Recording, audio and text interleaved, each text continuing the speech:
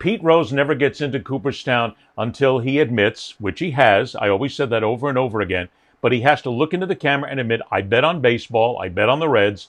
And then the next thing is, on his plaque, it says, Pete Rose, Hall of Famer, banned from baseball for gambling on the game and not admitted until he admitted, not inducted until he admitted that he gambled. I want it right there to show everybody what a lying son of a bitch that Pete Rose has been his entire life. I want it right there in his face. I don't think that's strong enough. I think, when you accept the permanent ban, I don't know what permanent means to you. It may not be the same as what it means to me. Doesn't but mean to anything me, permanent anymore. means forever, and you're not going in. You're banned from baseball. You're banned from consideration for the Hall of Fame.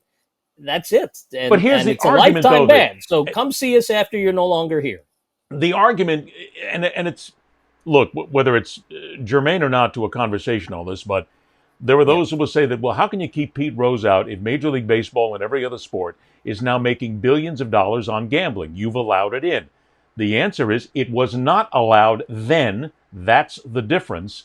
And we're also then talking about something entirely different. But wait, maybe we're not, because now, thanks to gambling and the greed of states and the greed of networks and the greed of the leagues, we are now looking at a point where the National Football League is facing this.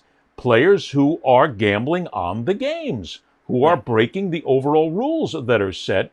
To me, these players, the moment you are found gambling on premises or the moment you're found gambling in violation of the rules, you're out. Period. That's it. You're never playing again in the National Football League. And now there's your permanent ban that needs to come back in here. Right. But then again, the fans are going to scream, well, you can't do that because you're making money off gambling. It's a dichotomy, Mark, that we really can't work from.